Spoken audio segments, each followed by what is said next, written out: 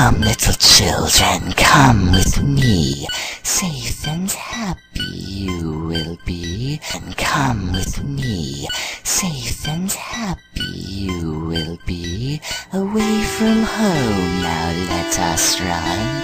With Hypno you'll have so.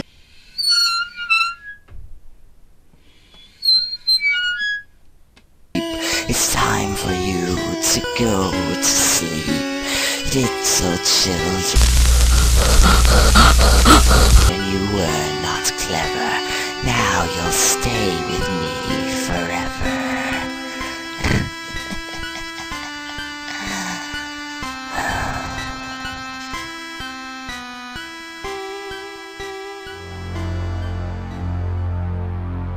They taste so good. And when we consume these foods, our brain's reward center activates and it releases the chemical dopamine. Dopamine makes us feel good and we really like it. So we actually, when we overconsume these foods, our brains become overwhelmed with the pleasurable experiences that we're having. So our brain's pretty clever and it adapts. It creates more receptors for dopamine. And what happens then is that we need more of these foods to get the same kick out of them. Our brain is basically hardwired to seek and want these foods, but we're building up a tolerance to them, so we eat more.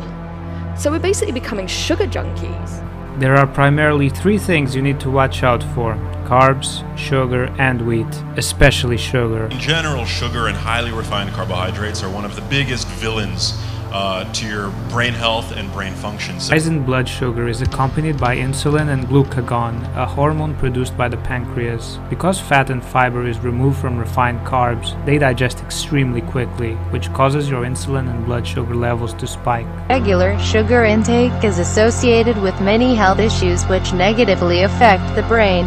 Refined sugar increases inflammation, disrupting the immune and digestive system. Chronic inflammation increases the risk of schizophrenia and depression. Individuals suffering from this condition also experiences suicidal tendencies now and then, as a result of which he may often think about suicide, plan it, or even attempt it. As the individuals suffering from psychotic depression don't usually open up or admit that they need help, it becomes difficult to diagnose this condition in early stages. So when you put sugar into your body, it actually crystallizes around your collagen. So if you imagine your collagen is like a fishing net, and the sugar goes in and kind of crystallizes and hardens and then snaps the collagen. So if you're doing that all the time and putting that into your body, all of your collagen's breaking down.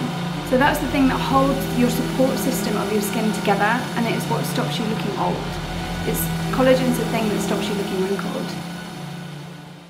The first people I interviewed described depression as a slower way of being dead.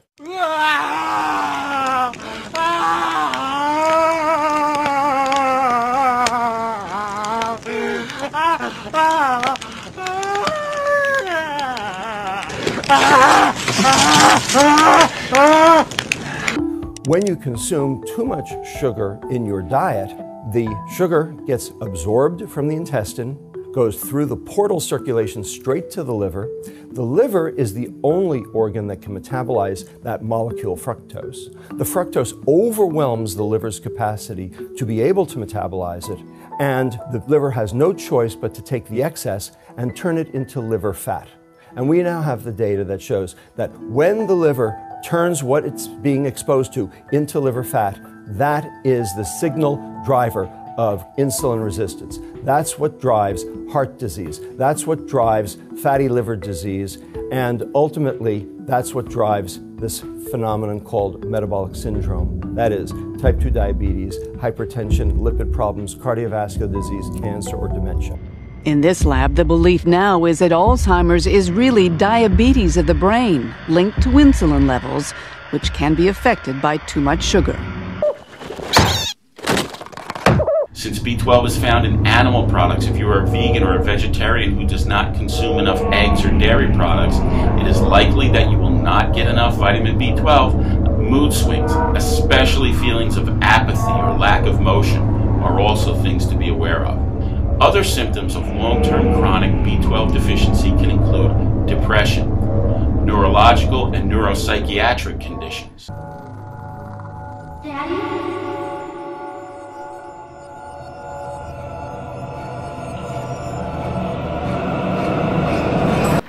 These are the psychotic symptoms, so delusions, hallucinations, disorganized speech, and disorganized or catatonic behavior. Delusions are false beliefs that the person might feel very strongly about, so much so that they won't change their mind, even if you give them evidence against it. A third type is disorganized speech, an example being something like a word salad, which seems like just a random jumbling of words or phrases. Responses to social situations. For example, a person with schizophrenia may have trouble organizing their thoughts, which can have an effect on communication. They may develop behaviors that are odd and different from others.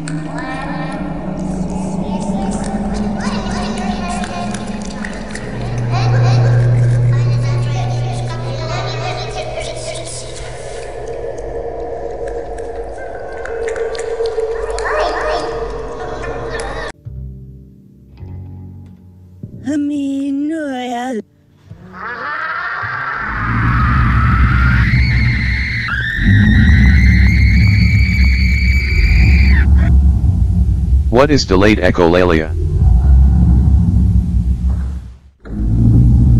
Delayed echolalia is the repetition of verbal messages that were previously heard and which are repeated after a time delay of a few minutes, hours, days, weeks, months, or years. Answer the question, answer the question, answer the question, answer the question, answer the question, answer the question.